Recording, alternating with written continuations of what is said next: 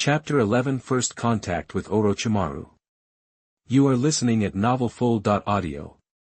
Jin never expected to run into Orochimaru here, especially so suddenly. Then again, Orochimaru was the one person he most wanted to meet in Konoha, but not this version of Orochimaru. Right now, Orochimaru was a true believer in the village, still brainwashed by the will of fire. He'd change later, and the real turning point would be when Minato Namikaze lost out and didn't become Hokage. If Jin gave Orochimaru his basic internal skills now, he'd just turn around and hand them over to the village. That would completely derail his plans. Sure, if the village got hold of those skills, they'd probably spread faster than he could find people to teach one by one, and the ones who could actually use them would be elite ninjas. But here's the thing, he was an Uchiha. And he had no idea how the village would treat him. Probably not kindly. The top brass in Konoha would be the last people who'd want an Uchiha to become powerful. While Jin was lost in thought, his mind racing, Orochimaru's snake-like eyes locked onto him.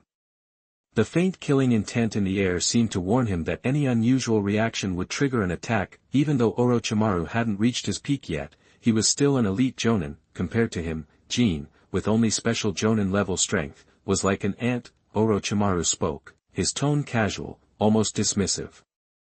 Care to explain how someone who supposedly can't perform ninjutsu is freely using shadow clones and fire style? Damn it, the guy not only saw him use ninjutsu, he knew who he was. He may have a reputation, but few people knew what he actually looked like. How did Orochimaru know?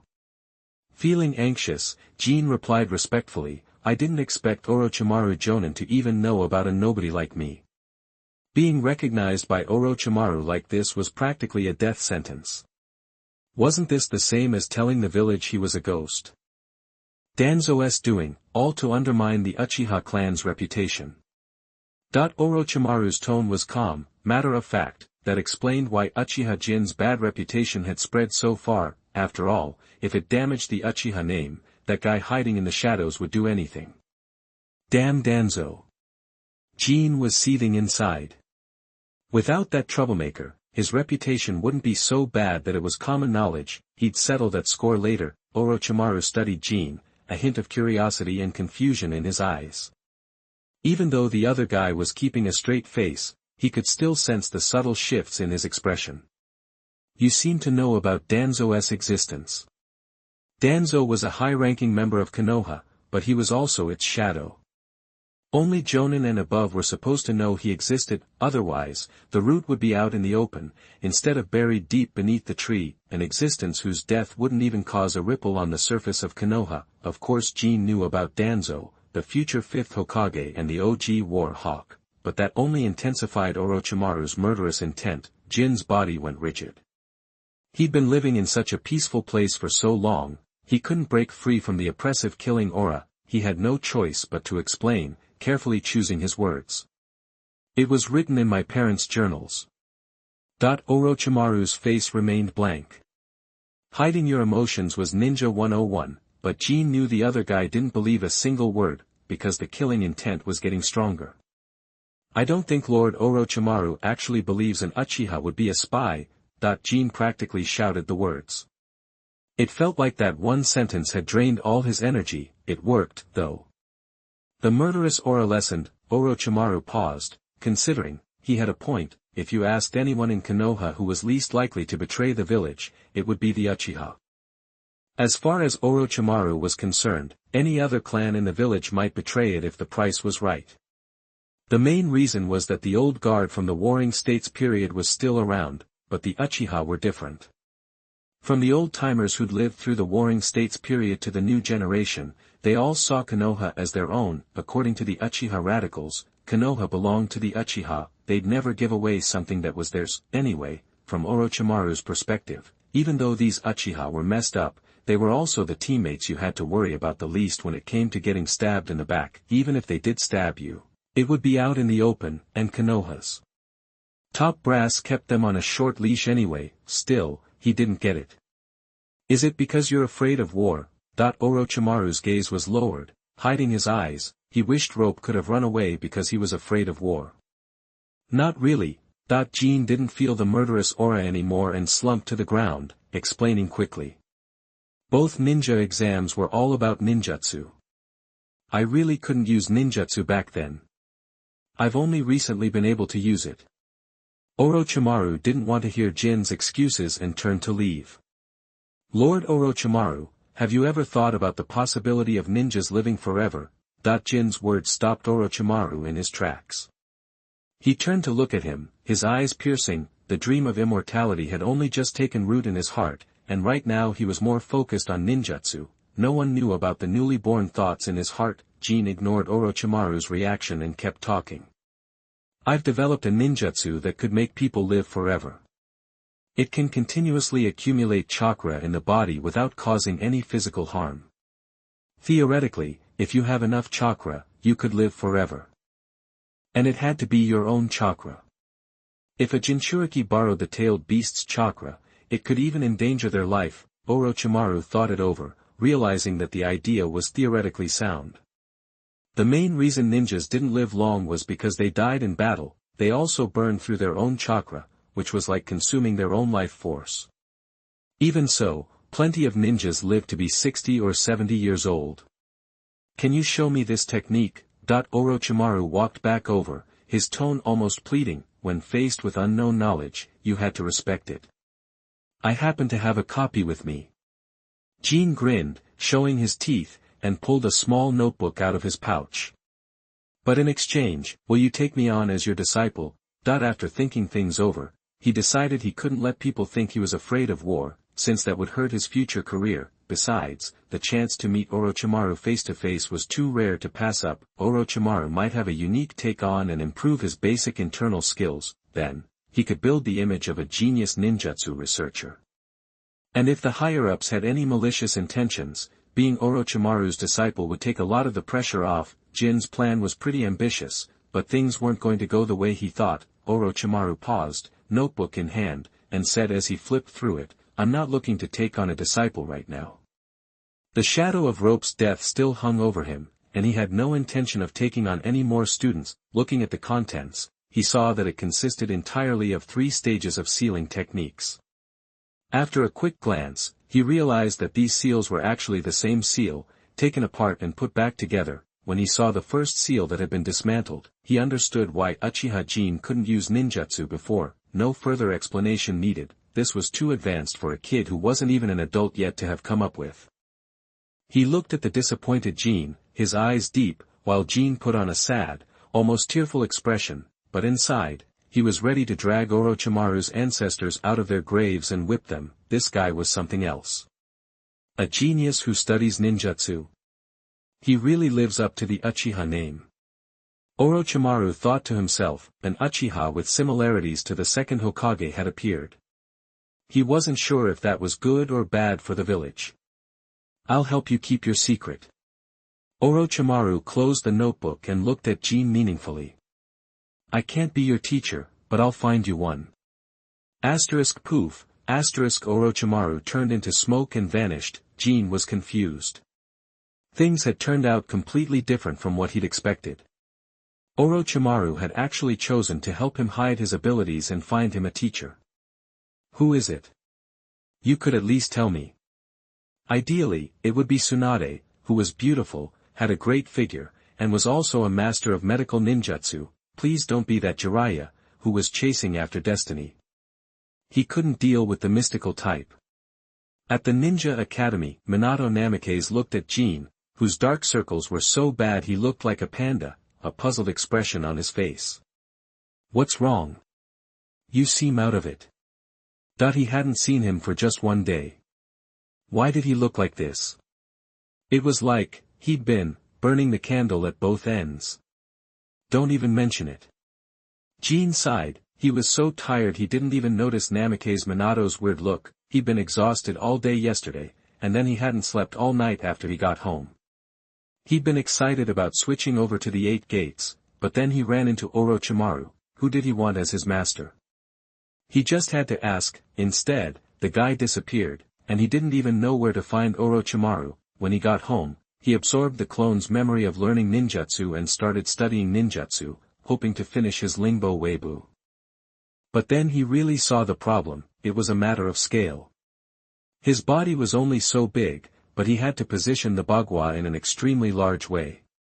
Not only was it impossible to move to avoid other people's attacks, but even Lingbo Weibu's own deceptive nature was useless. As a result, he had no choice but to give up on Lingbo Weibu and develop something else. Qigong was good, but it was based on one's own body. Generally speaking, the world of martial arts couldn't reach the level of a ninja. Unless you were in a game like Gao Wu Fengyan, it was possible to be stronger than a ninja, but the description of martial arts was too vague and there were no specific steps. He didn't know where to start if he wanted to create it, so he had no choice but to pick another idea. After spending an entire night, he finally succeeded in researching it. He'd never create something like basic internal strength that needed to be improved step by step. When Jin's derivation reached the first level, he could rely on his body's ability to exert its full power. I didn't sleep all night. Jin yawned. I'm going to take a nap. Wake me up after school. Jin finished speaking, laid his head on the desk, and fell asleep. Inoue Satoru, who was lecturing at the front, looked displeased. Did this repeater have any respect for him at all? Chapter 12 Teaching Again. You are listening at novelfull.audio. Life at Ninja Academy. Total drag, at least, that's how Uchiha Jin saw it. He'd already crammed all the Academy's knowledge into his brain, and the will of fire. Tossed that into the mental trash can. Combat experience was what he valued, and experience was what he craved. A jarring noise ripped Jin from his thoughts, and he looked up to see the sunset painting the sky in dusky hues. He also caught sight of Inoue Satoru, looking like a thundercloud. Just ignore him. Jin thought. Minato Namikaze, who was about to poke Jin awake, sheepishly pulled his hand back. Jin woke up right on schedule. No need to roust him. Hey, Jin, we're having a barbecue. You wanna come? Jin glanced at Kushina, practically vibrating with anticipation beside Minato, who was beaming. These two were still in that cringy, secret crush phase, and he wasn't about to willingly chow down on a plate of that, but... Are you treating? If someone else was footing the bill, well, that changed things. Minato Namikaze looked a little embarrassed. He was probably broke. Just a regular kid from a civilian family, the only ninja in the bunch. I'll pay. Kushina slammed her hand on the table. Jin was practically one of her little brothers, right? Without even realizing it, Jin had been unofficially adopted into the Uzumaki family, and at the word treat from Kushina, Jin vanished from his seat. Huh? Where'd he go? Yo! What are you waiting for? Jin called from the classroom door, waving them over. Let's get that barbecue. He might have commitment issues and a warped sense of priorities, but a free meal was a free meal. Minato Namikaze stared, dumbfounded. Uzumaki Kushina was equally gobsmacked. How was he so smooth, and so fast? Hold up. Hinata Kiyo marched up to Minato, looking grim. I'm coming too. Hinata had been wondering for ages how Minato's strength had been growing so fast. This was his chance to find out. I'm not paying for you, Kushina snapped, turning up her nose. She wasn't exactly besties with Hinata. Truth be told, nobody in the whole class went out of their way to talk to him, except for Minato and Jin. She wasn't about to be taken advantage of. Hinata scoffed at Kushina, then waved his hand dismissively. My treat. The Hinata clan had deep pockets. Even a branch member like him could afford a barbecue. Oh, look at Mr. Moneybags, Jin said, clapping Hinata on the shoulder. Hinata nearly recoiled, ready to unleash a gentle fist attack. Wasn't this dude at the door a second ago? When did he get here, and how did he move so silently? Wait a minute. Hinata stared intently at Jin, who was already drooling at the thought of barbecue. This guy is definitely up to something. Inoue Satoru watched, his face a mask of gloom, as his students casually brushed him off and sauntered out of the classroom. He was having a serious crisis of confidence. Am I really cut out to be a teacher? Jin was definitely no pushover, and Namikaze Minato and Uzumaki Kushina. They were forces to be reckoned with too. At the barbecue joint, Hinata stared at the mountain of empty plates stacking up. His heart was sinking. No ordinary person could put away that much food.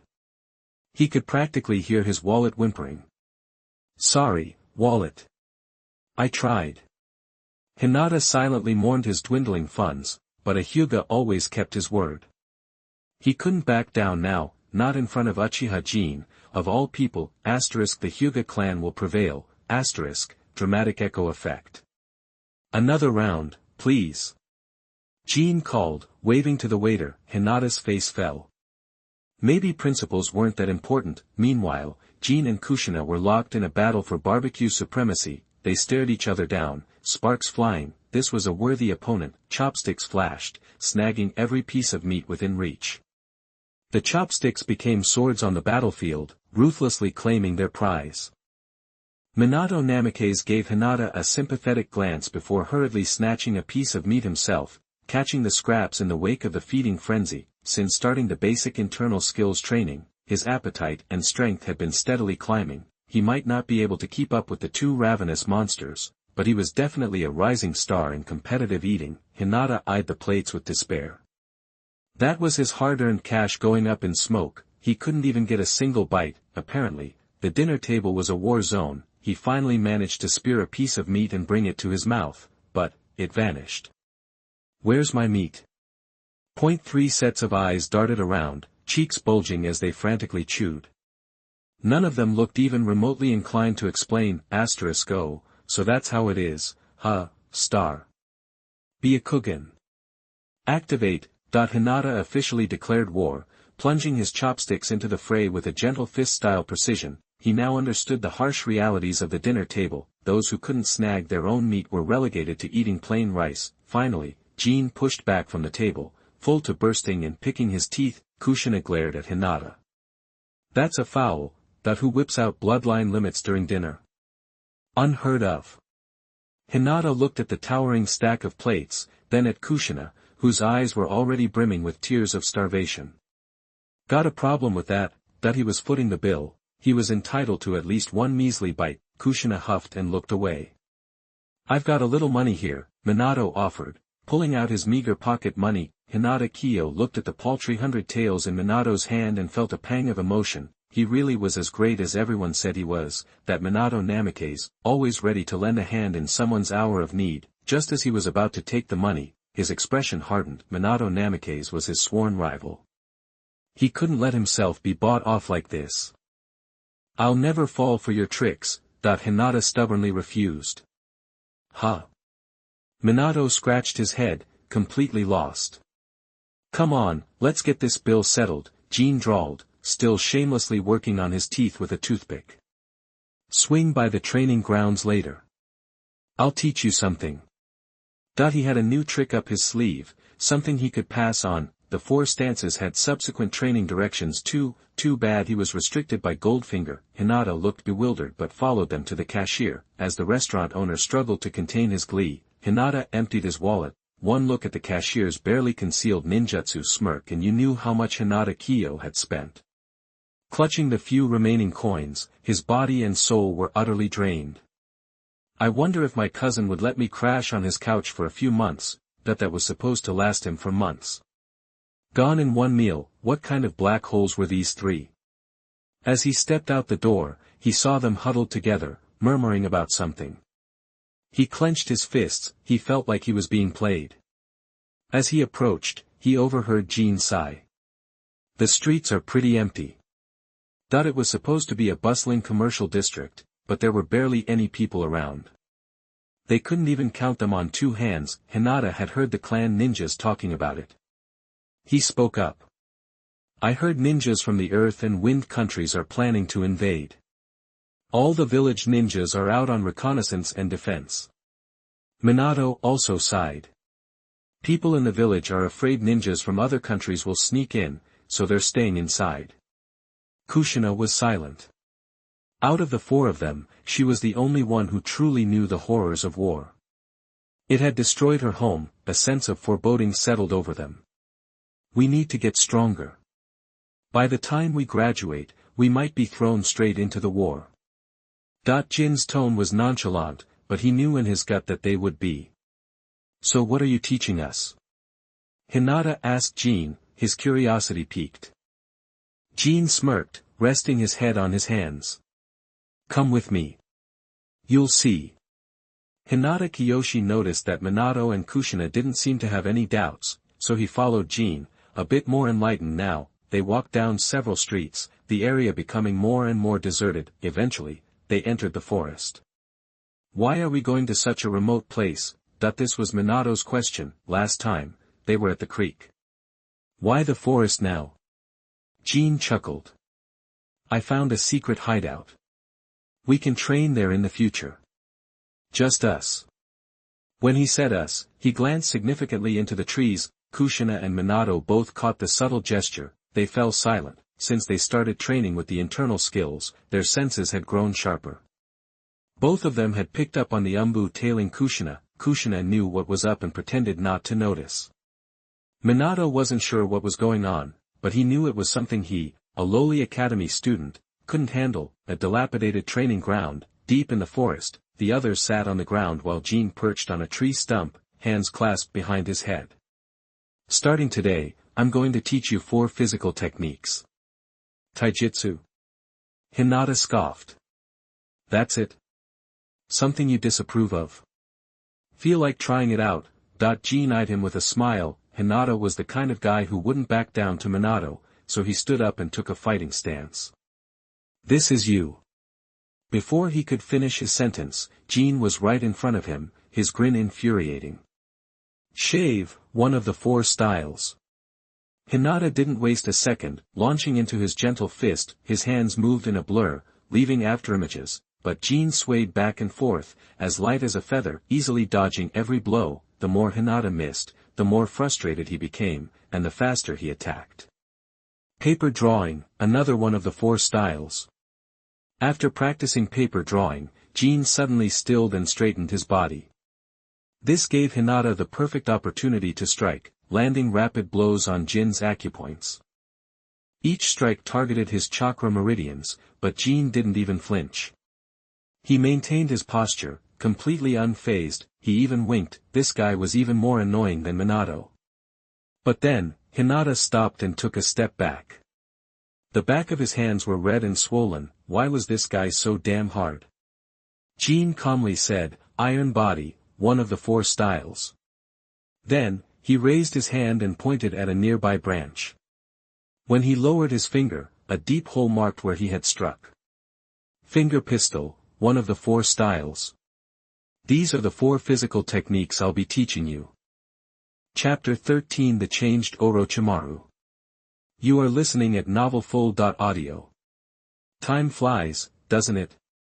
3 months zipped by. At the rundown training grounds, Jin was hanging upside down from a tree, chomping on an apple, when Minato Namikaze popped up and poked him. The next thing you know, Minato had blasted a hole in the tree. Feeling the force on his back, Jin leaned into it and took another huge bite of the apple. Easy there, Minato. They both instantly vanished. Using their speed techniques, blurs of motion collided everywhere. Off to the side, Kushina stood under a tree. She flicked a small rock, hitting the tree trunk. Suddenly, a shower of shuriken and kunai rained down. She weaved and swayed like paper, dodging every single one. Hinata Kiyoshi watched, gritting his teeth. No comparison. There was just no comparison. In just 3 months, Minato Namikaze had completely mastered the 4 styles, using them like they were second nature. Kushina had also picked up paper painting and shaving, but he was still stuck on iron block, grinding away at his training. The 4 styles had a serious learning curve, especially the chakra demands. He couldn't believe how much of a natural Minato Namikaze was.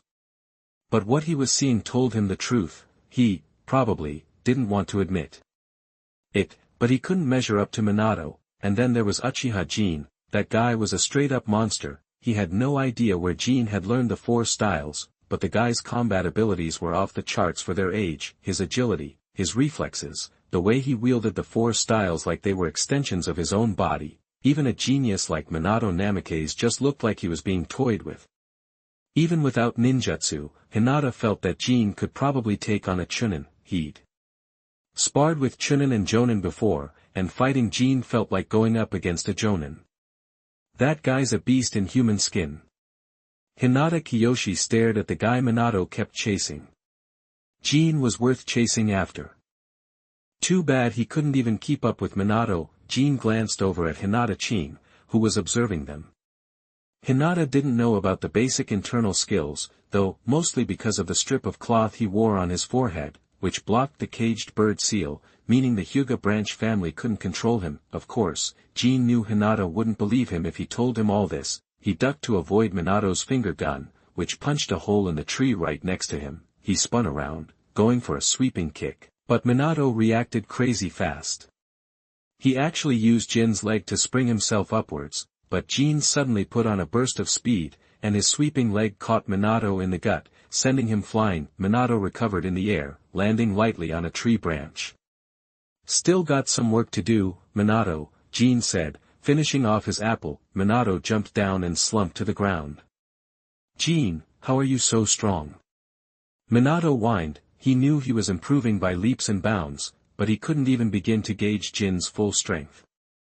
It felt like climbing a mountain, thinking he'd reached the halfway point, only to realize the summit was just as far away as ever. He was already at the 4th level of basic internal skills and had mastered all 4 styles, but he still felt like he was playing in a completely different league from Jin. Gotta keep grinding, Minato. Jin just shook his head. Honestly, he hadn't made much progress in the last 3 months. His growth spurt was holding him back, but he had a solid foundation, and watching Minato, Namikaze, Mat Dai, Kushina, and Orochimaru grasp the basic internal skills had been like giving him a boost. Same with studying Minato's take on the 4 styles. That was why he could mess with Minato so easily. No matter how talented, the current Minato Namikaze was still just around Chunin level, maybe a little better. Speaking of which, Orochimaru was the one who'd gone the furthest with the basic internal skills, and was starting to reach the final stage. That final stage was something Jin had come up with to try and achieve immortality. It wasn't just complicated, it also required an insane amount of chakra. Oh yeah, Inoue-sensei said you have to go to school tomorrow. He's got some big announcement. Minato remembered. For the past 3 months, Inoue Satoru had basically not seen Uchiha Jin at all.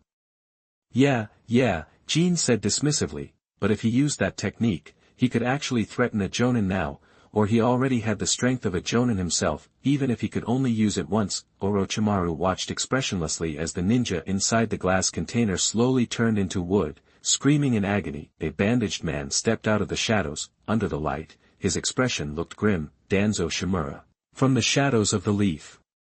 Any progress? Orochimaru answered coolly. As you can see, it failed. Danzo's face darkened. This experiment has been going on for a month. Why are there no results? They'd lost a lot of people on this experiment, and it was starting to affect the front lines. Sarutobi Hiruzen, who had really started this mission, was starting to have doubts. Hashirama cells just keep eating away at the host. There's no way to suppress them effectively.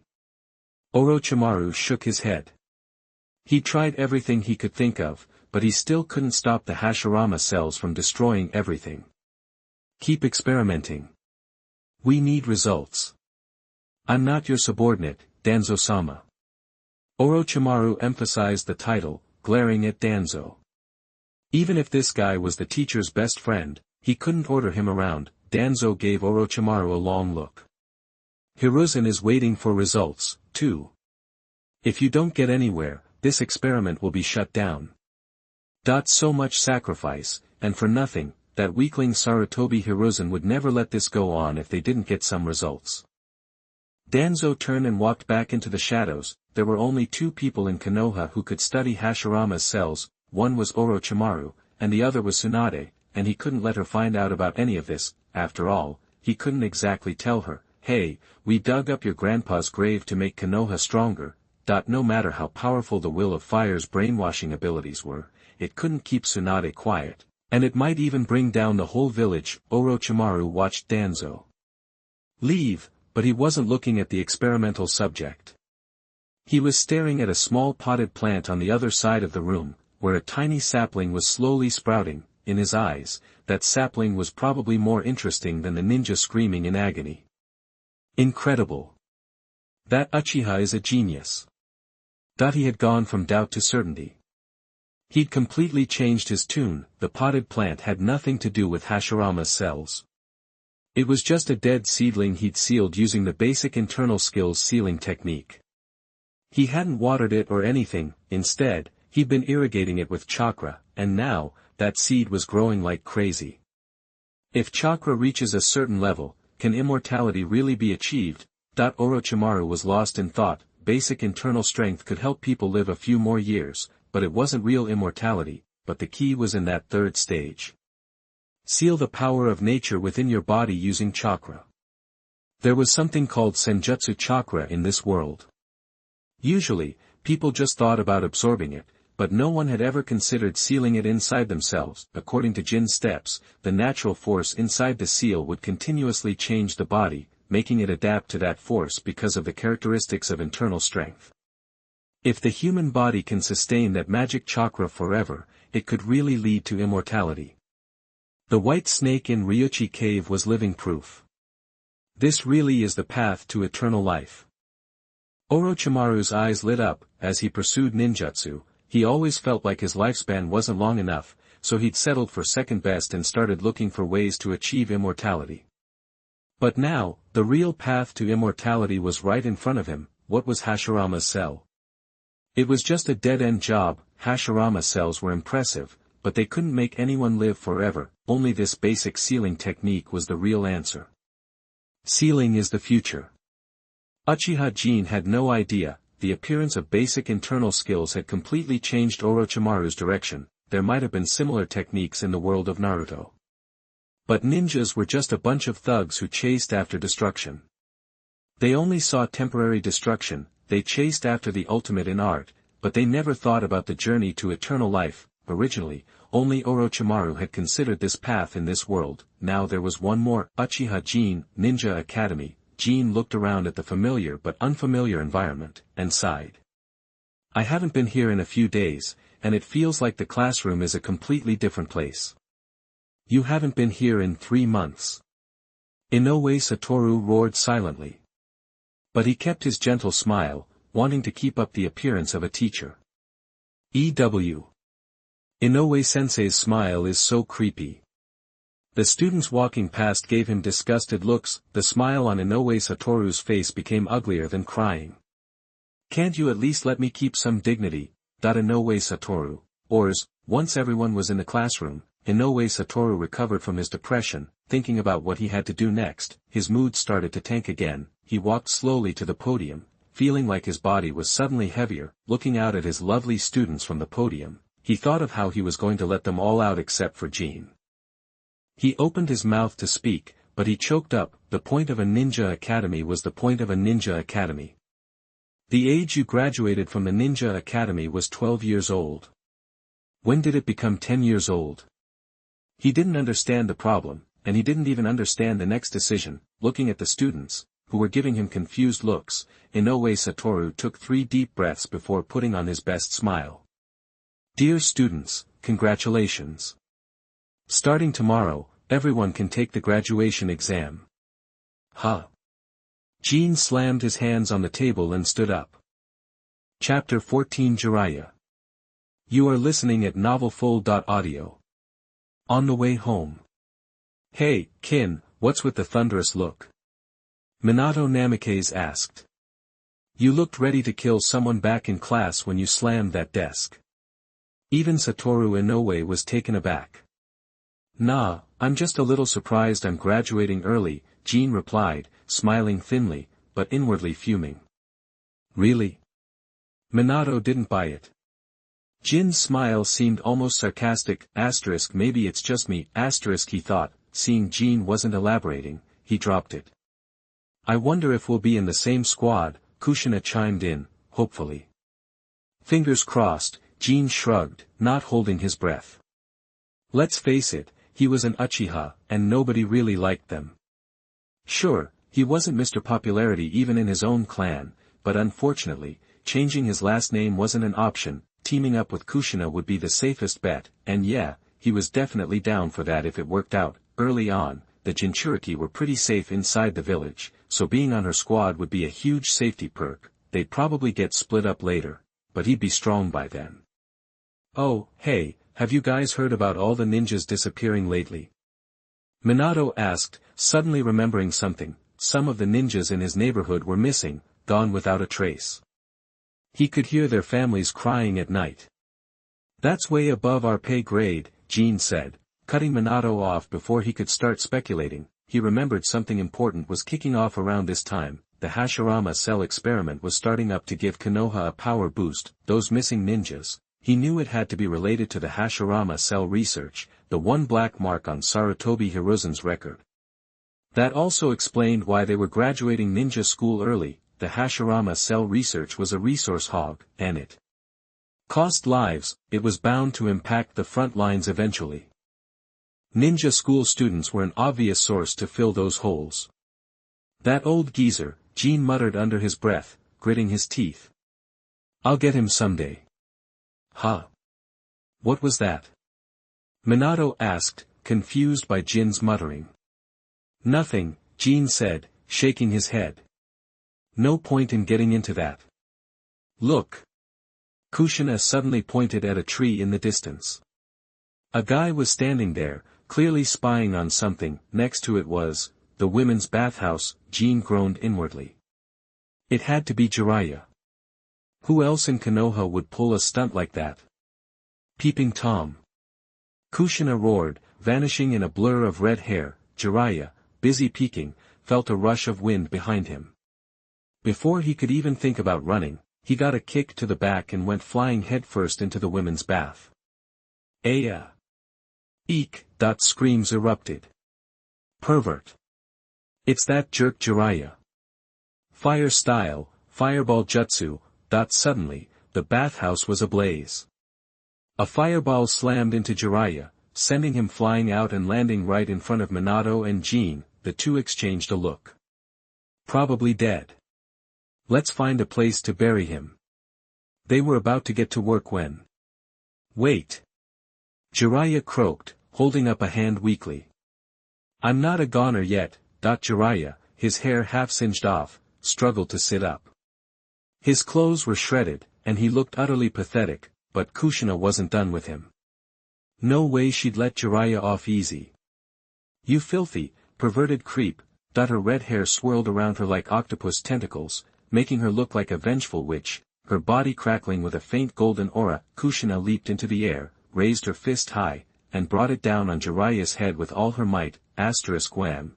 A huge lump appeared on Jiraiya's head, and his eyes rolled back in his head as he passed out. When Jiraiya came to, he was tied to a tree, bound up like a Christmas ham. He stared at the three kids, who were flexing their knuckles in front of him. Wait. I wasn't peeping. Seriously. That's the truth. Get it through your thick skulls, you brats. Why should he have to put up with this crap? Oh yeah. And I suppose you just happened to be admiring the scenery near the women's bath? Kushina said, raising an eyebrow skeptically. This was unforgivable. I'm a man striving to be a world-famous novelist. Jiraiya declared proudly, even if his novel was still just a figment of his imagination. That's a lie that needs to die 1,000 deaths. Kushina snarled, wanting to teach the shameless perv a lesson. Using the women's bathhouse as inspiration for his smutty novels. The nerve. Minato, quick as ever, grabbed Kushina's arm to hold her back. Kushina, he is Jiraiya, the Jonin, after all. Jiraiya's expression flickered, but he still tried to play it cool. So you know who I am, and you're still not letting me go? Jin strolled up to Jiraiya and clicked his tongue in mock surprise. Jiraiya-sama, if we do know who you are, why haven't we let you go? You wouldn't want your hobby to become public knowledge, now would you? Jin threatened, smirking. Jiraiya's face stiffened. He stared at Uchiha Jin. He tried to keep his face straight, but the twitching corners of his mouth said it all. This kid is trouble. He thought. What do you want? Jiraiya asked warily. Nothing too crazy, Jin replied, rubbing his chin thoughtfully. Apart from the Mount Myaboku toad summons, what was so special about Jiraiya that he'd want?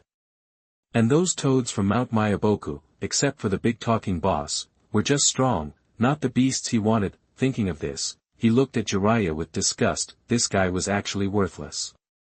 Hey! What's with that look in your eye? Jiraiya bristled at Jin's trash look. He was still an elite ninja, a Jonin squad leader. After all, Jin ignored Jiraiya and turned to Minato. Best we turn this guy over to the cops.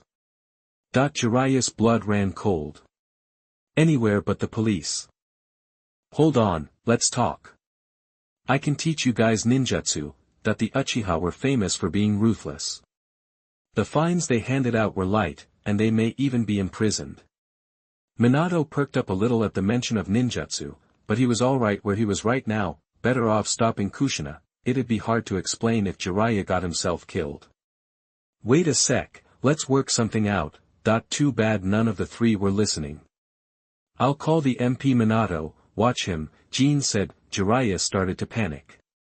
With a puff of smoke, he turned into a log, and disappeared. He was out of here before it was too late. These brats were impossible to deal with. He's pretty quick, Jin commented, curling his lip. Kushina clenched her fists, grinding her teeth. I hate filthy adults like him. Minato scratched his head. To be fair, the guy didn't do anything, did he? Hokage's office, Sarutobi Hiruzen was puffing on his pipe, staring at the documents in front of him. It felt like the ninja world was getting ready to smoke him out. The Sunigakure and Iwagakure ninja were openly itching to invade the Land of Fire. Even though there was no major offensive, there had been countless skirmishes with Konoha ninjas, and smaller ninja villages were seizing the chance to raid and pillage while they could. The Fire Country's feudal lords were taking heavy losses, even the daimyo was giving him grief. Poof, smoke billowed, and Jiraiya materialized in the office. Did you make contact? Hiruzen asked, without looking up. Jiraiya's mouth twitched. He glanced at the scorch marks on his body. Yeah, let's just say that. Sarutobi Hiruzen looked up, finally noticing Jiraiya's singed appearance. Were you attacked? Nope, Jiraiya replied, staring at the ceiling blankly. He walked right into that one. Sarutobi Hiruzen sighed. Jiraiya was the student who took most after him, but it wasn't a good thing. It was just irritating. He had to change the subject. What did you think? Those brats, Jiraiya replied, his face twisting into a grimace. Not easy to deal with at all. Especially the kid named Uchiha Jin. That one was crafty. You've got an all-around genius, a taijutsu whiz, and a jinchuriki.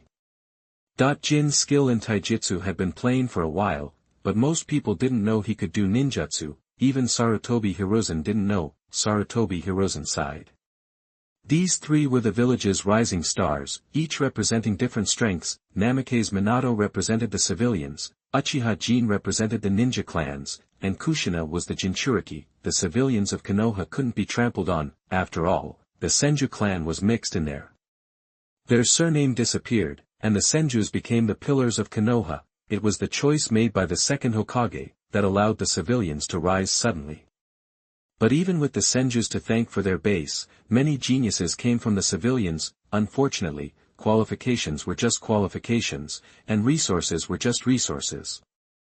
But, old man, do you seriously want the Jinchuriki to go on missions? Jiraiya said. The Nine-Tails Jinchuriki was an important strategic asset. Yet, she was still just a little girl. If she went on missions, something could easily happen if she lost control. Kushina hasn't shown any instability for a long time. Sarutobi Hiruzen explained. In the past, Kushina always revealed Kyubi chakra, but in the past 3 months, it had been strangely stable. No Kyubi chakra was seen. Observe her for another 6 months. If she's still stable, she can start taking on some easy missions. If the Jinchuriki could grow, it'd be a game changer. Konoha was urgently in need of extra combat power to raid those 2 hidden villages. By the way, teacher, Jiraiya said, his casual tone gone. A lot of ninjas have disappeared from the village lately. You should know what happened. Sarutobi Hiruzen sighed, shaking his head, which said all that needed to be said. Jiraiya's face darkened. Teacher, ninjas aren't disposable. Chapter 15 Ninja Assessment. You are listening at novelfull.audio. The dew dried fast on the grass in the sun, leaving no trace. The ground was soon trampled as people hurried into the school. the three Uchihas and Kim sighed in relief when they saw the lines of people waiting. Finally made it. A small building stood ahead, with lots of ninja school students lining up to get in. Namikaze Minato, after watching the situation for a bit, looked concerned. There are quite a few kids younger than us. The kids in line looked excited. He recognized many younger students, both boys and girls. The youngest ones looked to be only 7, even kids that young shouldn't be taking the ninja exam. Wasn't that a little crazy? What was the village thinking? The pass rate for the exam is super high, too, Jin scoffed. Across the way, some kids were excitedly running out, wearing ninja headbands, others walked away disappointed, empty-handed, but more kids were passing than failing. You could hear the kids who passed shouting. I'm a ninja now. I'm a ninja-sama, starting today. Mom and Dad, I'm gonna be a real ninja now. That the kids were smiling and full of life. It was ironic. Hashirama Senju founded the village to keep kids off the battlefield, and Hiruzen Sarutobi was sending kids to war for the sake of the village. A terrible irony. Namikaze Minato looked serious. What are you talking about? My exam's coming up soon. Kushina, totally oblivious, was hyped. She could practically see her ninja career starting. This is the start of my path to becoming Hokage. I'm gonna be the Hokage's girl, for sure. And your dream will come true. Jin thought, glancing at Namikaze Minato. Minato was unusually quiet. The line kept moving. Minato went in first. But unlike the others, he was in there for a while. Is everything okay? Kushina worried. Don't sweat it. He's probably getting the VIP treatment for being a star student. Jin shrugged, then looked at Kushina with a hint of pity. He'd looked up Kushina's info in his last life. It wasn't that he wanted to be a wife or anything. He remembered that Kushina graduated at 12, unlike Minato's unknown graduation year, so, she'd been held back 2 years, just like him. This exam was just a formality. As a Jinchuriki, she couldn't really control anything. Hey, Uchiha. What's with that look? Kushina sensed the pity, felt her temper flare, and raised her fists to punch Jin. Jin just gave her another look, clicked his tongue, and shook his head. That just made her madder. Kushina's red hair flew around her. Fight me. Jerk. Just as Kushina was about to attack, a brown-haired ninja wearing a flak jacket came out and shouted. Next. Jin gave Kushina a thumbs up and then turned it upside down with a smirk. Next time, for sure. Jerk. Kushina yelled. Jin had already trotted into the ninja assessment area. He had to run or he'd get clobbered. The room looked small from the outside, but it was huge inside. The floor was covered with scorch marks and water stains, and splintered wood. 2 ninjas in flak jackets were in the room. One was a purple-haired woman, and the other was Inoue Satoru. The purple-haired Kunoichi was holding a notepad. Kin Uchiha. That's me. The purple-haired woman wrote something down. Inoue Satoru stepped forward. Your test is to survive against me for 1 minute. His smile turned mean. This definitely wasn't revenge for Jin treating him like dirt. No way, definitely not. Jin looked up at the tall Inoue Satoru. He was trying to figure out how much effort to put in. He already showed more than he wanted to. The main thing was whether to respect Inoue Satoru. After all, he was his teacher. While he was thinking, Inoue Satoru rushed him, pulling a kunai from his pouch. Jin casually tossed 3 shuriken. They collided in the air and changed direction, flying at Inoue Satoru from different angles. Inoue Satoru narrowed his eyes. Uchiha throwing technique, star, then. Bang! Inoue Satoru turned into a log and the shuriken slammed into the wood. Thump, thump, thump. Inoue Satoru suddenly appeared behind Jin and went for a kick. Jin just glanced at him and launched a spinning flying kick even faster. Boom, star. Inoue Satoru went flying into the wall and slid down. Is this the best of the Uchiha trash? He looked at Jin, shocked. He didn't get how this kid was so fast and had such good reactions. He never understood how strong this student was. Jin just curled his lip. His reaction speed was okay. Minato Namikaze could catch thrown kunai and shuriken with his bare hands now, which was just, unfair. It wasn't fair for some people to be that talented, but in terms of power, Minato couldn't give him much pressure. Teacher Inoue, you said this was impossible. It is impossible. Inoue Satoru cut Jin off. He knew that Jin was up to no good. How could I lose to a student? Inoue Satoru was getting worked up. Suddenly, Bang drew their attention. The purple-haired ninja glared at Inoue Satoru. Inoue Satoru went quiet.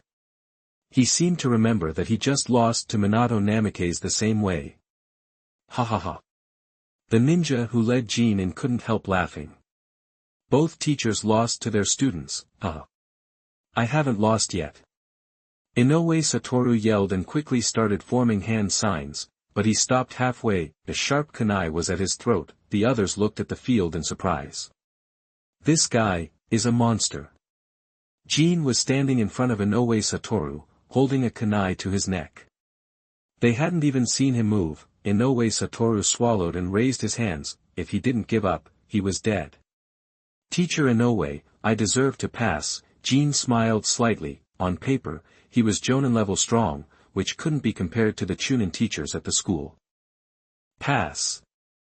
The ninja at the door hit the stopwatch. A minute was up. They took out the teacher in less than a minute. This Uchiha Jin was even stronger than Minato Namikaze. Was this the so-called Uchiha trash? If Jin was trash, what were they? This is your ninja certification. The purple-haired woman tossed Jin the headband. Jin caught it and took the kunai back. Inoue Satoru rubbed his neck and stood up, looking defeated. He'd lost to a student. How could this happen? But the guy was an Uchiha, so okay, but he'd lost his confidence as a teacher. Uchiha Jin was his nemesis. Your student number becomes your ninja number. Remember to take pictures tomorrow. As disappointed as he was, he explained what came next. Got it. Jin tied the headband on and waved him off, then he walked out of the room and saw Minato Namikaze waiting. I knew you'd pass. Minato smiled. When it came to strength, there were few better than Jin in their age group. Even Rope Tree might not be able to fight him. How could I fail an exam like this? Jin sighed. He watched a group of kids with headbands walk out. Their parents, who had been waiting, saw the headbands and didn't look as happy as their kids. Most of them looked worried and sad. The adults knew what it meant better. Jin couldn't understand how this didn't breed hatred. The will of fire was scary. MLM organizations couldn't brainwash people this well. Uchiha Jin. A yell rang out, and a red figure jumped out from behind. Die. Kushina punched, wanting revenge for Jin's teasing. Jin dodged the punch, then kneed her in the stomach. Ow, Kushina groaned on the ground. You never learn, Jin sighed. This was the first time she'd been knocked down. Kushina was always getting beaten. She was worthy of being the future savior's mom. Anyway, did she hate him that much? If Kushina and Minato heard that, they'd say. Absolutely. Jin's eyes went to Kushina's headband. You, passed? Of course. Kushina smiled, adjusting the headband on her forehead. I'm a ninja, starting today. Aha. Jin looked up at the sky. The clouds were tinted orange by the sunset. How did the village let her pass? Fate has changed. 1, 2, 3, 4. Matt Dai ran around the mountain, doing squats. If you don't finish before dark, 1,000 push-ups. Sweat started pouring as he trained. He'd been working on the 5th gate of the 8 inner gates for over 10 years.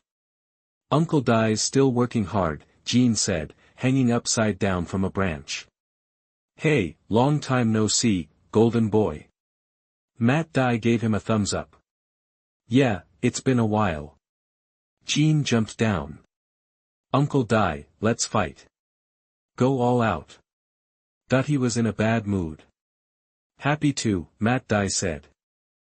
Chapter 16 Classification. You are listening at novelfull.audio. The Ninja Academy classroom was packed, with students from all 3 grades crammed into one room. The place was a zoo. Just then, Jin walked in, looking beat. Over here. Kushina called out, waving. Minato Namikaze and Hinata Kiyoshi were already in their seats, and Kushina had saved Jin a spot. Gotta hand it to Kushina, though.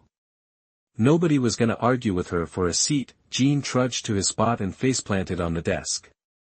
How come you always look so wiped out when I see you at school? Kushina asked. Jin rarely showed up, but when he did, he always looked exhausted. Jin lifted his head, the dark circles under his eyes obvious. I sparred with someone the other day. Still recovering. Once Might Guy kicks open the 5 gates, there's no stopping him, but this time was better than the last. He lasted dozens of seconds longer. Congrats, I guess. My body's still trashed, and I haven't bounced back in 2 days. Of course, it didn't help that he hadn't had his shadow clone training and learning ninjutsu to help. Who was it? Kushina asked, surprised. None of your business. Jin rolled his eyes. He knew Kushina was up to no good. Fine, I didn't even want to know, Kushina said, pursing her lips. Just as Jin was dozing off, he felt someone tugging at his sleeve. He looked up to see Minato with a sheepish grin, and Kushina, pointedly looking the other way. Jin flopped back down. If she didn't want to know, he wouldn't tell her and drive her crazy. Minato just shrugged at Kushina, helpless. Kushina silently fumed, clenching her fists. Minato, caught in the middle, shot a pleading look at Hinata Kyo. Too bad Hinata Ching looked away. Minato sighed. Jin ignored their drama and drifted off to sleep, lulled by the classroom noise. Maybe it was just the classroom atmosphere. Some people just slept great in class. He vaguely heard someone telling the class to head out. Then he heard a familiar voice. Minato Namikaze. Kushina Uzumaki. Kin Uchiha. I'm your instructor. Huh. Jin jolted awake and stared at the figure in the doorway, Jiraiya. He glanced around and saw that they were the only 3 left. Jiraiya smiled at Jin. Surprised? Didn't see that coming, huh? Jin rubbed his forehead, forcing a smile. More like panicked. Looks like the timeline in Naruto's world had gone completely sideways, and while he knew his actions would eventually change things, he didn't expect it this soon. The big thing was that Kushina was now Jiraiya's student. Kushina wasn't exactly a powerhouse in the future. She could only use the Uzumaki clan's sealing techniques and the Nine-Tails power. That was because she never had a good teacher after graduating. Being Jiraiya's student would change everything, but why? You all know who I am, right? Jiraiya stood on the podium, puffing out his chest. Kushina, pervert. Minato Namikaze, unreliable jonin. Jin, huh. Jiraiya nearly fell over. His reputation was in tatters. He straightened up and brushed himself off. I think you have the wrong idea about me. Let me introduce myself again, to clear things up. He didn't wait for a response. Jiraiya plunged into his introduction. I'm Jonin Jiraiya. What I like. I want to write a book. What I hate, probably nothing. My dream is peace in the ninja world. Minato Namikaze scratched his head but followed along with Jiraiya's self-introduction. I prefer reading. Nothing really annoys me. My dream is.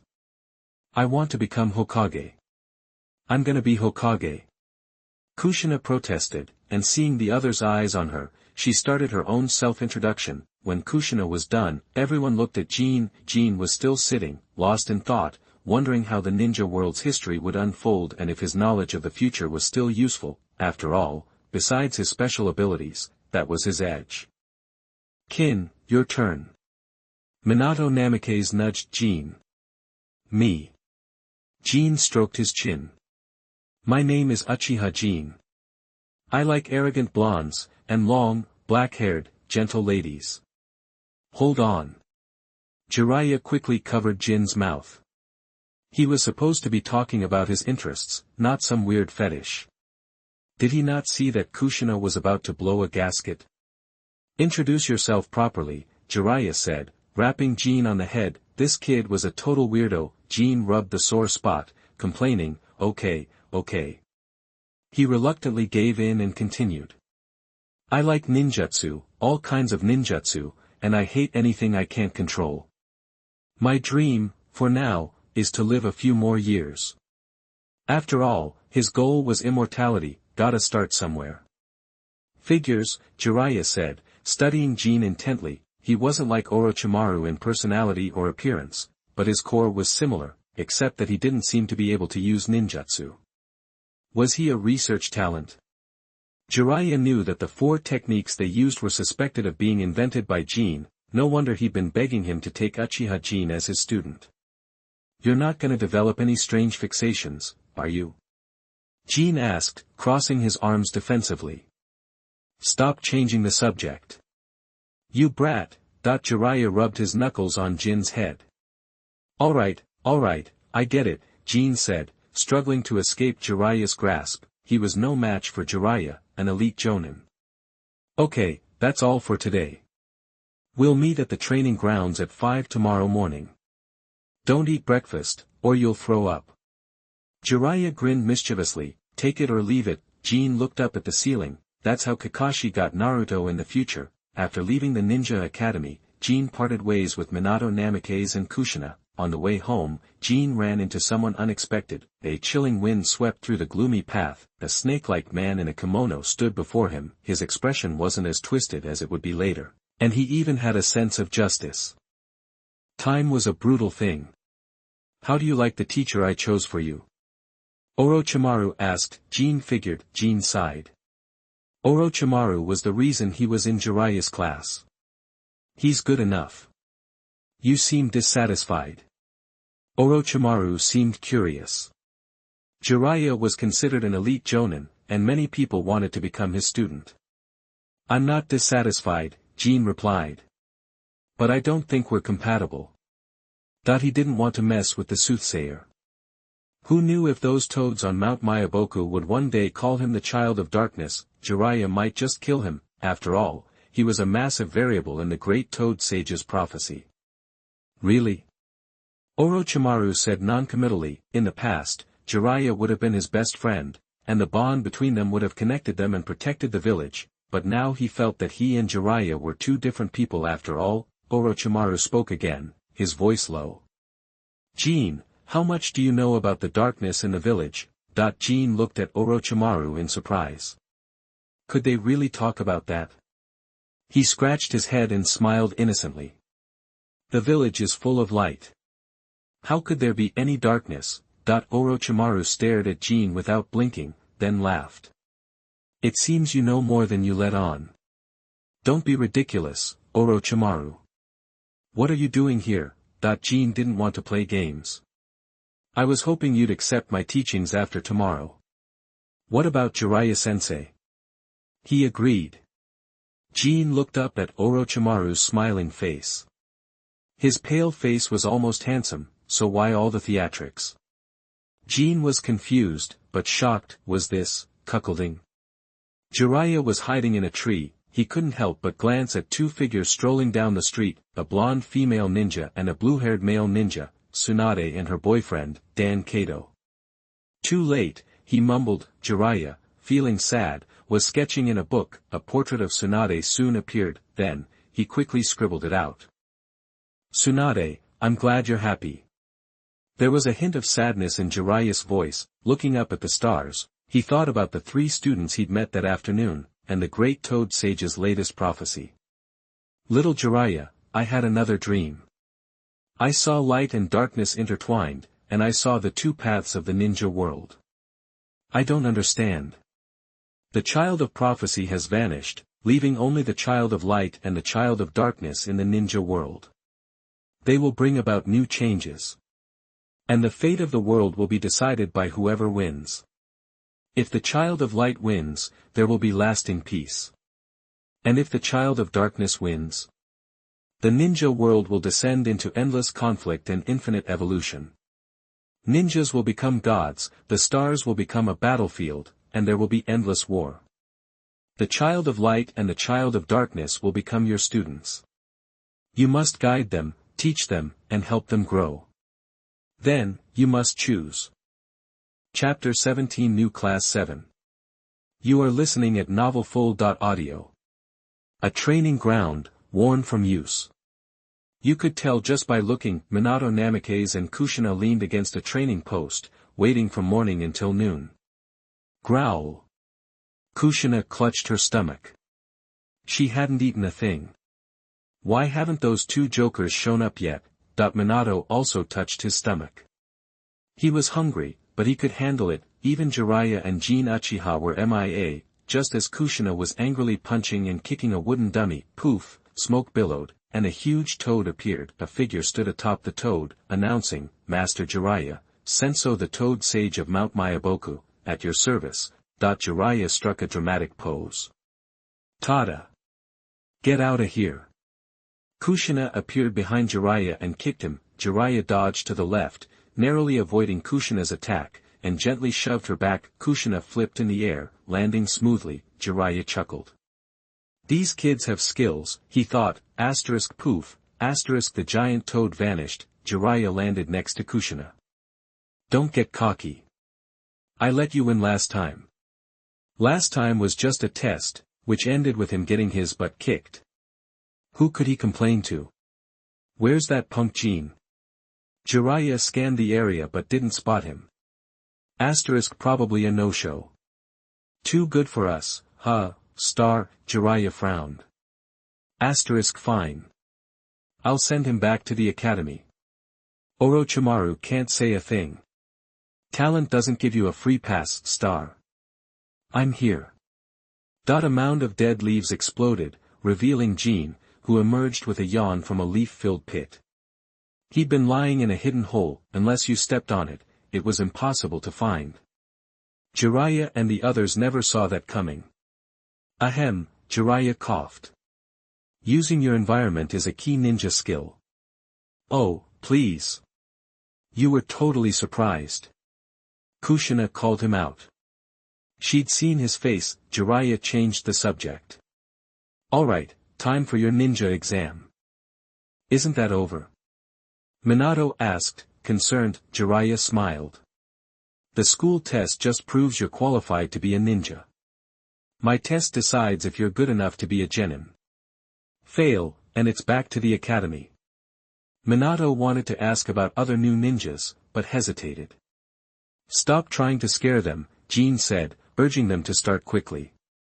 Kushina's turning white as a sheet. Let's get this over with. I am not. Kushina roared. Sure, you're not, Jin smirked. Kushina lost it. I'll kill you, you damn Uchiha. Bring it on, Jiraiya intervened. Knock it off. I haven't even started the exam yet. You think this is my playground, or what? Settle your grudges after the test. Jiraiya pulled out 2 bells, shook them, and attached them to his waist. Your challenge, grab these bells. Each bell means one of you becomes a genin. Kushina pointed at the bells. But you only have 2. Jiraiya's smile vanished, replaced by a serious expression. Exactly. Only 2 of you will pass. Without giving Kushina a chance to argue, Jiraiya shouted, begin. Instantly, Kushina and Minato vanished. Jin, however, remained leaning against a post, head tilted, looking at Jiraiya. He asked a random question. Jiraiya-sensei, is anyone else here besides us? He sensed that people hiding in the shadows had left when Jiraiya arrived. Jiraiya didn't get Jin's point, but nodded. With him around, the ANBU and even the root ninjas would pull back. Even Sarutobi's prying gaze was blocked. No one could observe them. That makes things easier, Jin said, clapping his hands and walking towards Jiraiya. He'd thought about it all night. Becoming Jiraiya's student meant that even if he showed his true talents, Jiraiya could protect him, and Orochimaru clearly thought highly of him, too. Being one of the future Sannin wasn't a bad bet. Plus, being on Kushina's team would increase his safety. Time to show them what he could do. He'd been called trash for too long. Time to set the record straight, and a little radical might be better to change his status. Unless Jiraiya himself spread the word, he was fine with keeping things under wraps for now. It would give him more trump cards. Jiraiya-sensei, I'm going all out. Jin's stance changed. Try not to die, Jiraiya said, chuckling. He was an elite jonin. No student, not even a genius, could touch him. Jiraiya cracked his knuckles. Guess I need to show you the difference in our power. The next moment, Jin moved. A figure appeared behind Jiraiya. Shunshin, star. Ninjutsu. Needle Jizo. Jiraiya's long silver hair hardened, quickly encasing his body. Jin immediately used the Shunshin to retreat.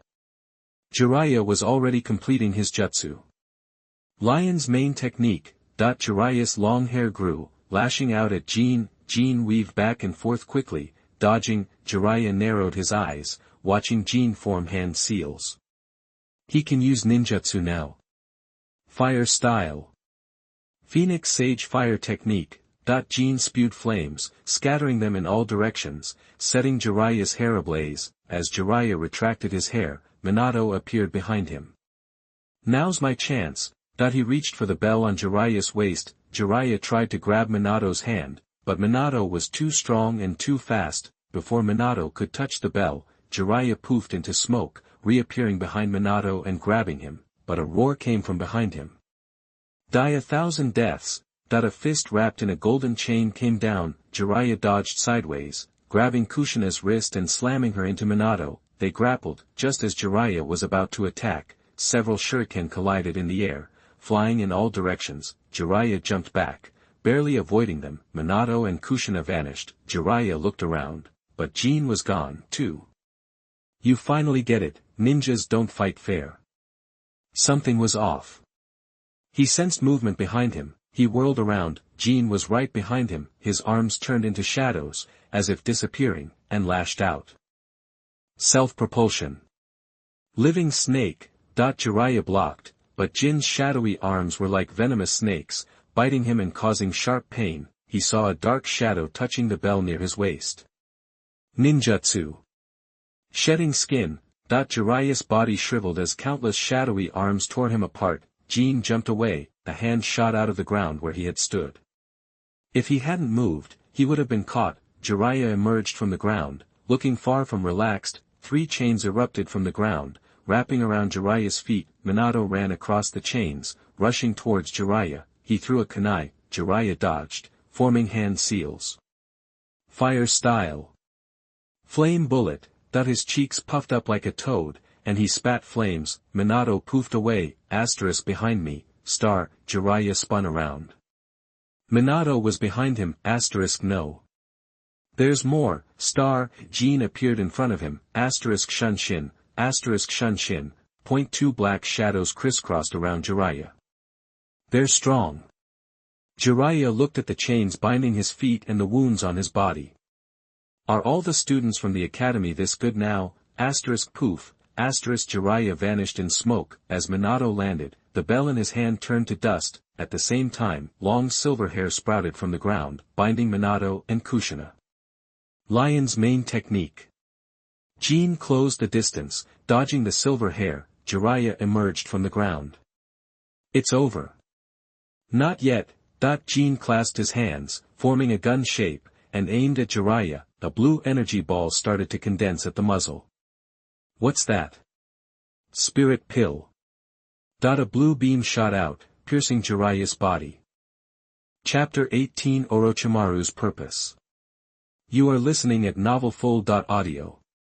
Jiraiya shuddered, his eyes clouding over as he slumped back. The long silver hair that had ensnared Minato and Kushina vanished.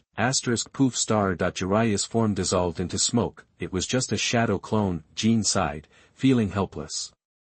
He was spent, but good news, the bell hadn't disappeared with Jiraiya. It landed nearby. Kushina quickly snagged it with her chains and held it up. Jiraiya strolled out of the woods, carrying a box. Wow, you guys really worked for that. The guy they'd been facing was a shadow clone from the start, but even a simple clone wouldn't go down easy against a normal Genin team. Only a Chunin squad could take one out.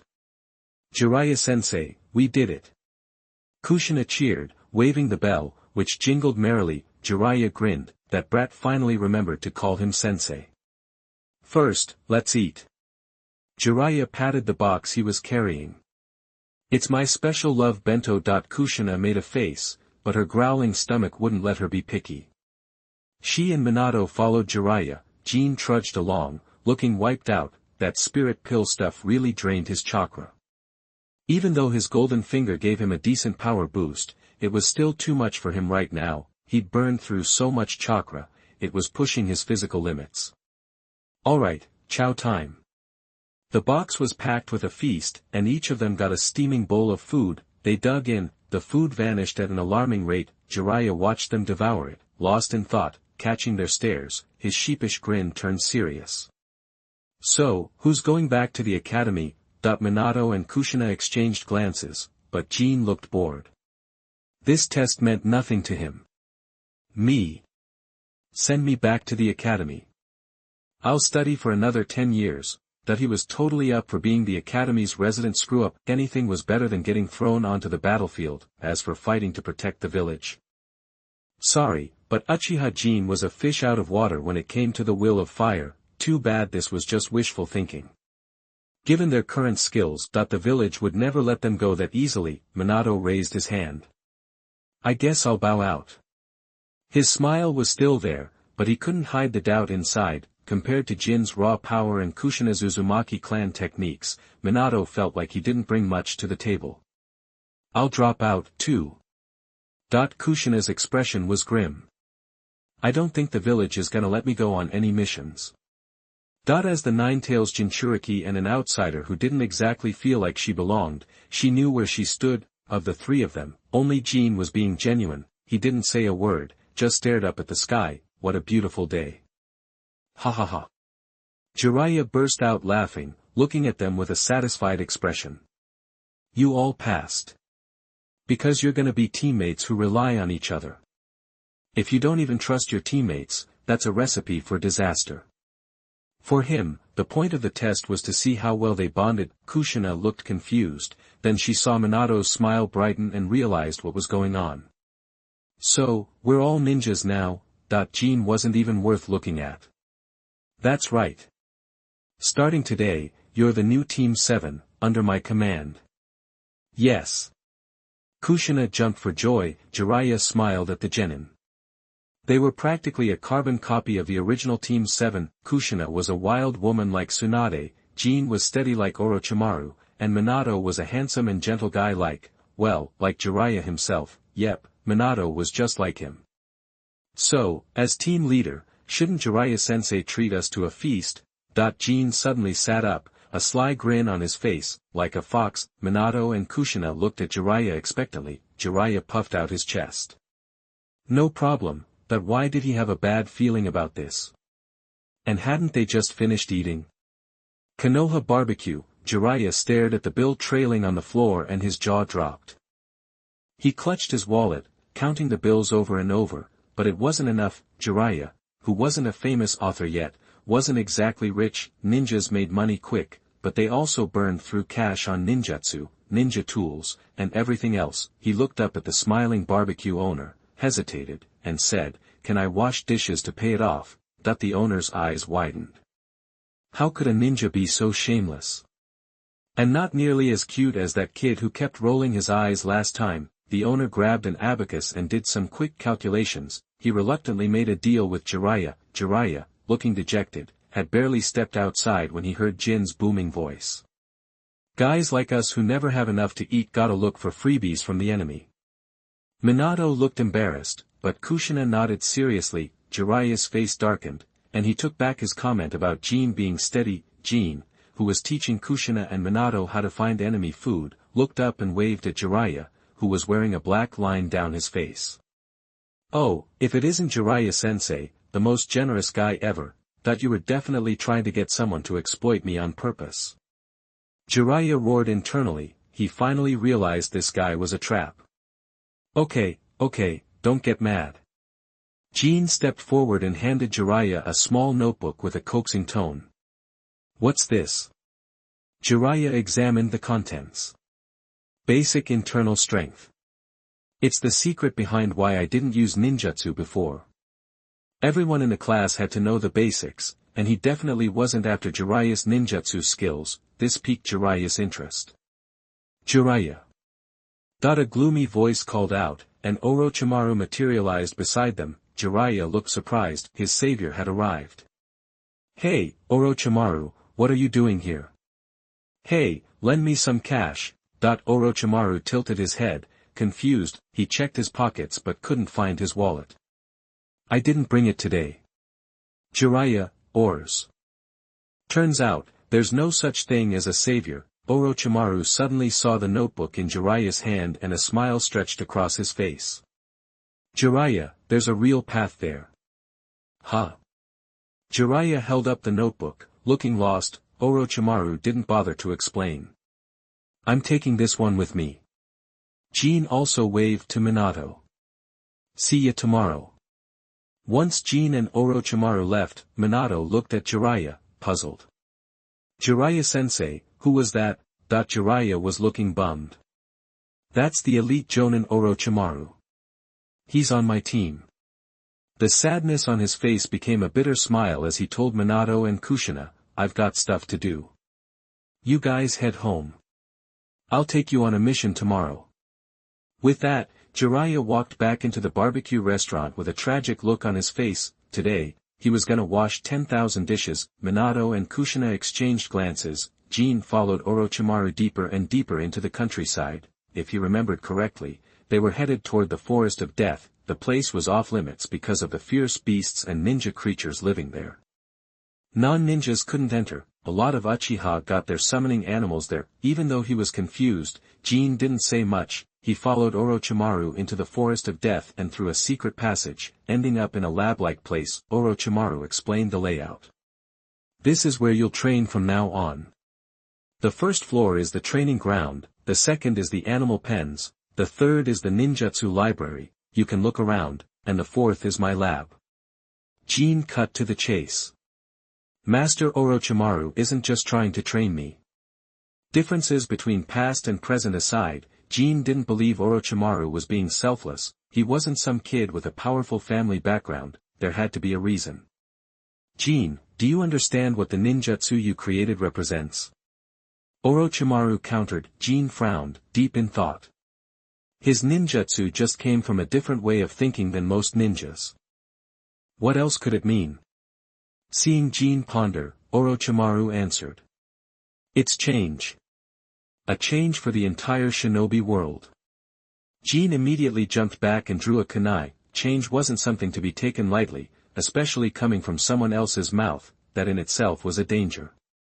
Hiss. A snake hiss came from beside Jin, and he turned to see a flower snake coiled around him. He froze, afraid to move. The power gap was too huge. Orochimaru chuckled. Don't worry, Jin.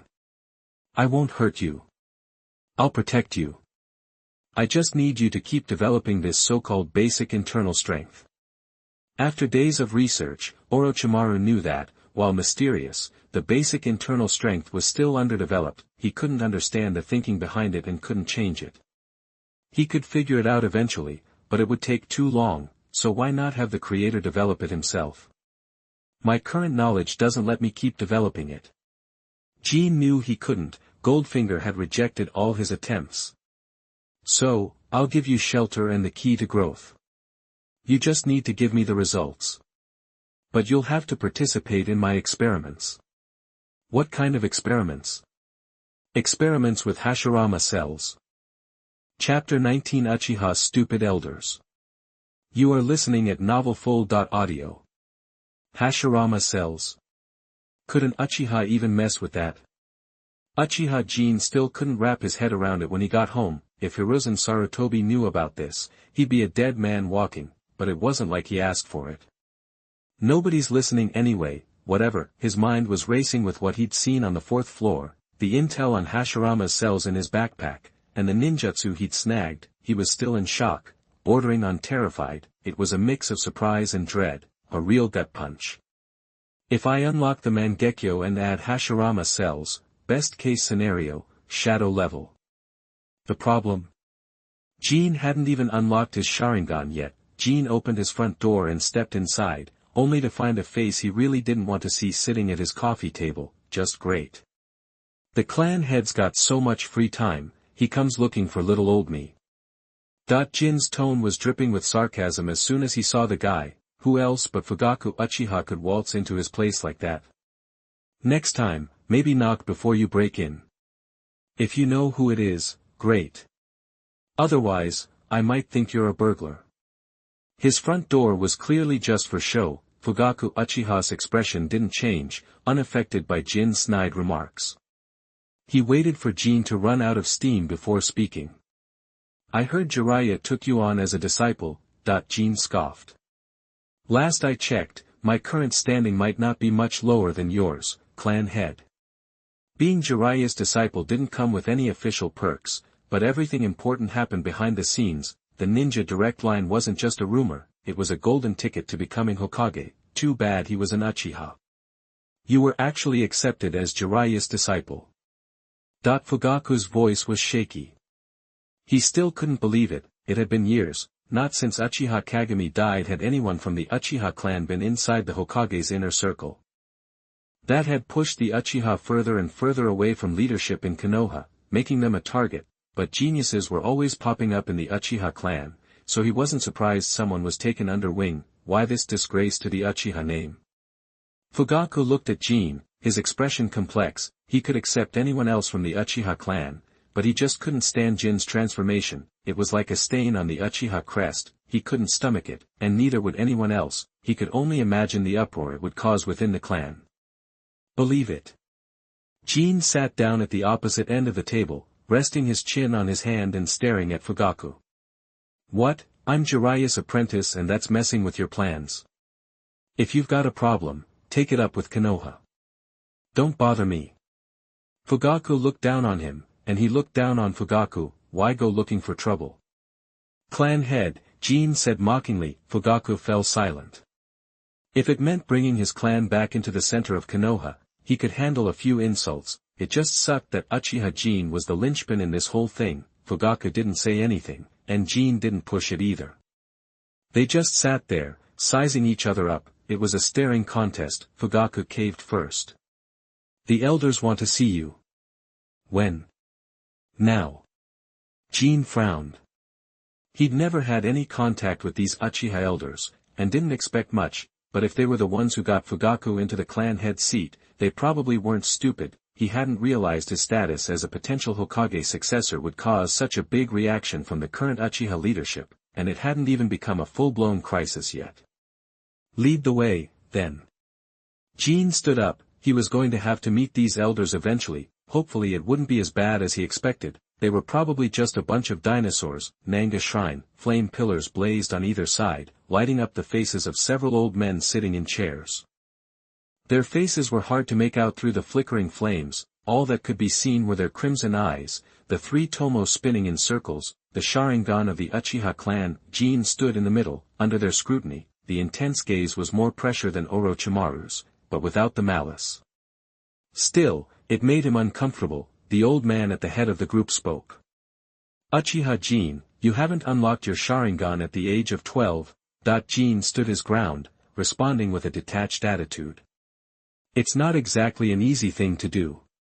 The Sharingan usually unlocked between the ages of 12 and 16. After 16, the chances of unlocking it were basically non-existent. The earlier you unlocked it, the better your potential. Unlocking it before 12 meant you were an Uchiha prodigy. For the Uchiha, nothing trumped the Sharingan. How dare you? An elder next to him snapped, displeased. It was the Uchiha's very own bloodline trait. Jin ignored him, focusing on the figure in the main seat. Everyone else was a follower. The person in charge was the one in front, the great elder, Uchiha Fire Core. The old man had survived the Warring States period, even managing to keep his head during the Uchiha's attempted coups, and had ultimately taken control of the clan's power. That was all hearsay from other Uchiha. The Uchiha didn't have a clan head these days. He didn't know how the last one died. All he knew was that Fugaku had been groomed for the position since birth. Uchiha and Konoha were pretty much the same. Successors were always decided beforehand. Enough, Fire Core said, cutting off the third elder before he could launch another attack. His crimson Sharingan stared at Jin. Uchiha Jin, I expect you to monitor the Hokage family's movements for the sake of the Uchiha. The death of Uchiha Kagami was shrouded in suspicion, and Fire Core didn't trust Konoha's leadership, unless the Uchiha had a Hokage of their own. As for Uchiha Jin, the embarrassment of being an Uchiha. He didn't deserve it. No, Jin refused point blank. He wouldn't get involved in a thankless mission like that. The Uchiha knew what the Hokage family was up to, but he'd also lose the Hokage family's trust. Why would he do that? Excuse me? Fire Core's face darkened. Even if Jin couldn't see it, he knew the old man's expression had soured. Don't forget that you have Uchiha blood running through your veins. Then I'm sorry to say, I'm selfish and won't sacrifice myself for the family. Jin's cold voice echoed through the room. It was like a spark landing in dry tinder. The nerve. You've forgotten the Uchiha's glory. Exile this loser from his ancestral home. A selfish wretch like you doesn't deserve to be called an Uchiha. Jin tuned out the yelling. He'd never felt any warmth from the Uchiha clan. If you were an Uchiha genius, you'd feel the warmth of spring in the Uchiha clan. These elders would be all smiles. Too bad, he was a failure. In the Uchiha clan, even a dog could kick the trash. Jin smirked. Fire Core remained silent, looking at Uchiha Jin's smirk. He seemed to understand something and asked, "Do you have any grudge against Uchiha?" Jin rubbed his temples, choosing his words carefully. Old-timer, are you senile or something? You honestly think you're worth getting upset over? A bunch of has-beens who can only brag about their past. Jin's words were scathing.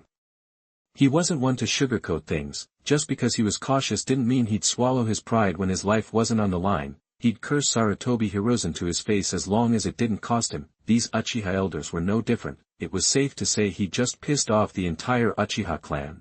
But he didn't care. They wouldn't dare lay a hand on him.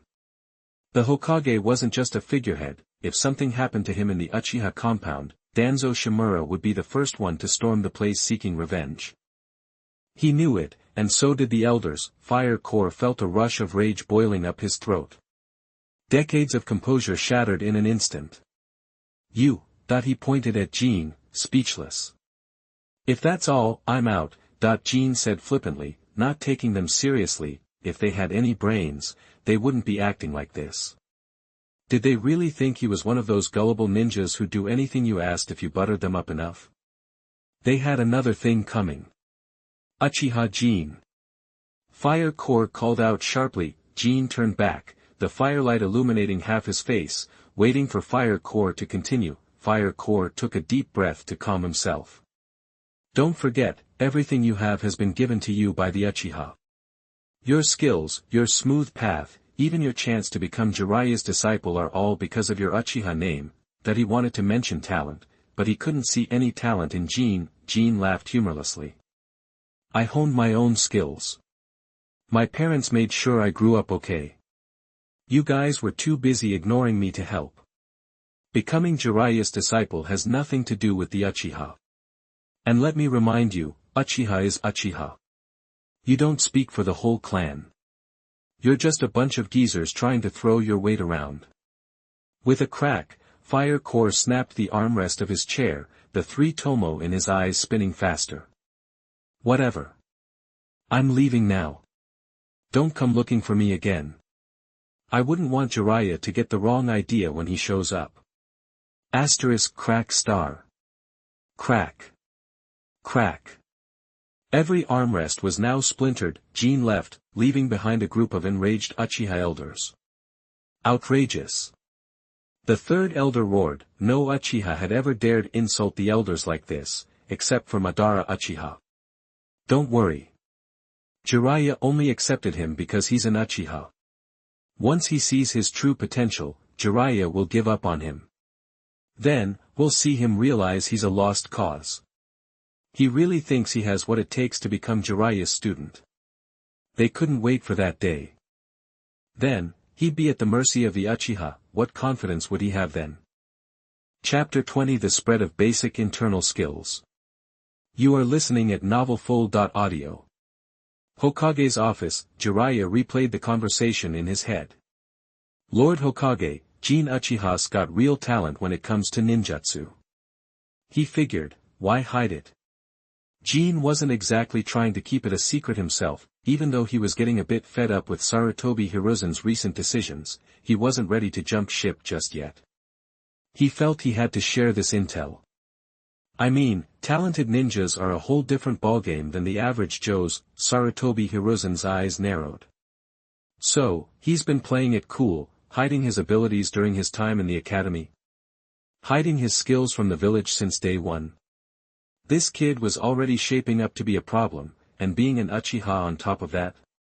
This could spell trouble for the village down the line. Jiraiya, clueless to the gears turning in Hiruzen's head, scratched his own. Nah. Ha. Hiruzen Sarutobi was taken aback. What do you mean, nah? You're telling me he's got mad ninjutsu skills, then you take it back. Are you messing with me, Jiraiya? He's a straight-up genius, on par with Tobirama Senju himself. Jiraiya pulled out the pamphlet Jin had given him. He'd skimmed it between shifts washing dishes at the barbecue joint, and he was immediately blown away. He had a hard time believing a Ninja Academy student could whip up something like this. His knack for creating ninjutsu put even Orochimaru to shame. Second Hokage, only. It's all in here, he said. Sarutobi Hiruzen raised an eyebrow, amused. This explains the novel, he thought. He flipped through a couple of pages at random. Sealing techniques. The content had piqued his curiosity.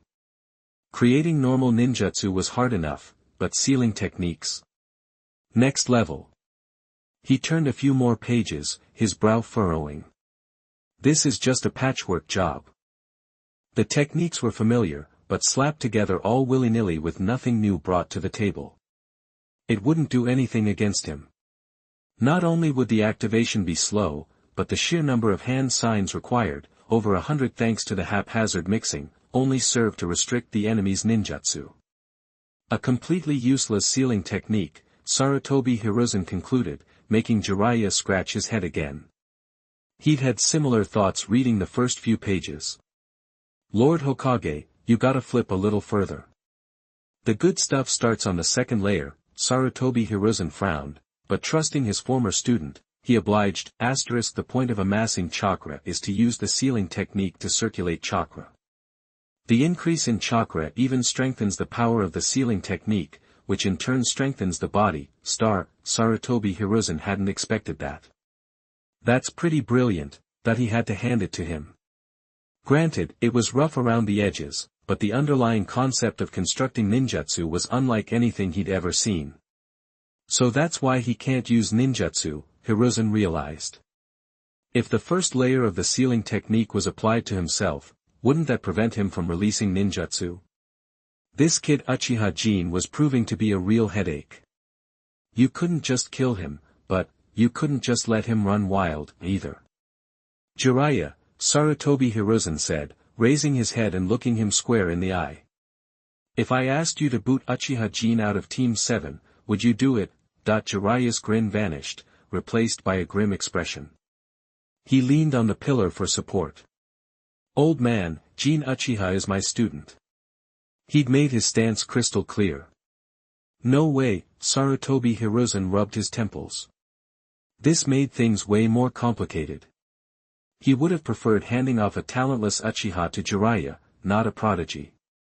He wanted to build bridges with the Uchiha, not help them rise to power. On the bright side, Jin didn't exactly have the Uchiha clan rallying behind him. Maybe he could be won over. As for this sealing technique, put the first 2 layers of this sealing technique on the ninjutsu reward list, and the last layer in the Book of Seals. Tell Uchiha Jin to keep it on the down low. This could enhance the village's overall strength, so it was worth it. Understood. Ninjutsu exchange. A massive scroll was unfurled.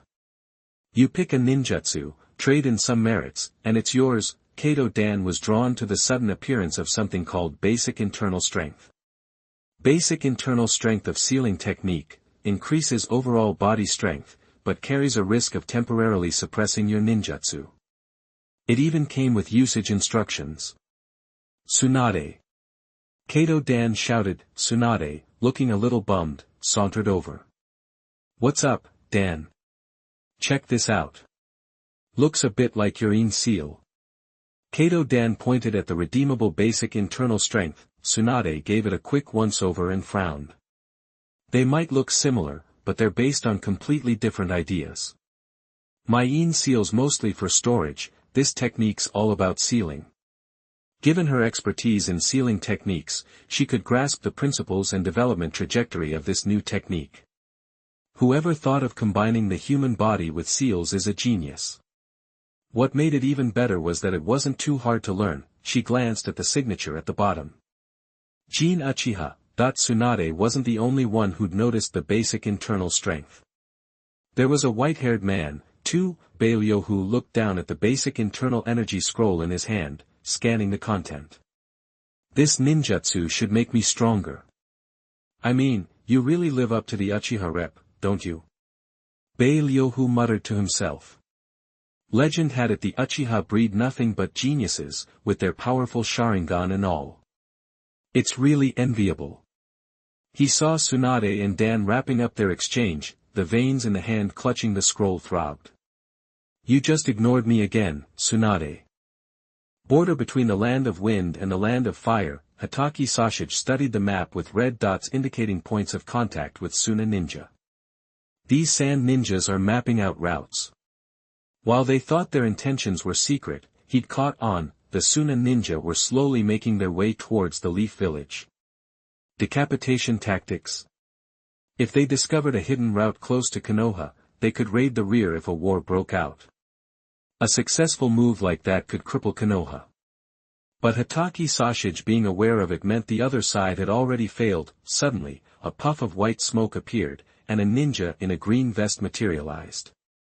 He carried a scroll nearly half his height on his back. Sir, new supplies and updated ninjutsu exchange list. He pulled out 2 ninjutsu scrolls from his sleeves. To boost the power of the frontline ninjas, new redeemable scrolls are sent to the unit leader. Thanks for your hard work. Hatake Sashige took the scrolls. Curious, he unrolled the newly arrived ninjutsu scroll. Konoha's ninjutsu hadn't been updated in ages. Only a rare and powerful skill would replace an existing technique, and he knew every single one. He examined the scroll. Basic internal strength. The signature at the bottom read Jin Uchiha. Fire core, although up in years, was still as sharp as ever. Standing on the rooftop, he had a panoramic view of the village. This was the legacy of the Madara clan leader. It was a shame the Uchiha didn't have a place in the Leaf Village anymore. Looking back, they never thought the second Hokage harbored so much hatred for them. The older you get, the clearer you see that the second Hokage's actions were based on the assumption that the Uchiha were potential enemies. Too bad the clan members were blinded by the power of the security force. The higher-ups were still giving Uchiha a hard time. Even if he could steer the clan for now, he couldn't ignore the opinions of the others forever. What would have happened if we had chosen to leave with the Madara clan leader? It was a pity they chose to betray him for a stable life. Peng a burst of smoke suddenly appeared. Uchiha Fugaku appeared beside Fire Core. Fugaku, you're here. Fire Core suppressed his emotions. Great Elder, take a look at this. Uchiha Fugaku handed over a scroll with a complicated expression. Is the village assigning Uchiha any tasks? Fire Core was confused as he slowly unrolled the scroll. There was only one ninjutsu listed. This ninjutsu is indeed rare. But he still didn't understand what Fugaku was trying to say, until he saw the signature. Uchiha Jin. Fire Core was stunned. How can it be? Cold and damp underground, Orochimaru strolled into the lab to find Jin Uchiha hard at work with his shadow clone. Jin, you've been making a name for yourself lately. Jin, who was studying Hashirama's cells, looked up. Oh, really? Jin looked confused. He'd been stuck on D-rank missions with Jiraiya all day, then coming here at night to practice ninjutsu and assist Orochimaru with his research. Your ninjutsu has started making the rounds in the village, and the 3rd level has made it into the Book of Seals. Hearing this, Jin nodded, unfazed. You don't seem surprised, Orochimaru remarked, flicking his snake-like tongue and staring at Jin with interest. Didn't you say my ninjutsu represents change? So, I take any kind of shock. Jin gave Orochimaru a knowing look. I believe you'll protect me. He'd known as soon as people started training the basic internal skills, Orochimaru chuckled. Of course. After all, he was itching to see just how far this Uchiha could go. That's good. Jin nodded and returned to his experiment. He wasn't too worried about what impact the basic internal skills might have. He was now fully committed to researching and developing new techniques, inspired by Hashirama's cells. Silently, he entered the theory and practical effects into the Golden Fingers input box. Deduction successful. 8 deductions have been completed and the novice period has expired. Please check the details in time. Jin.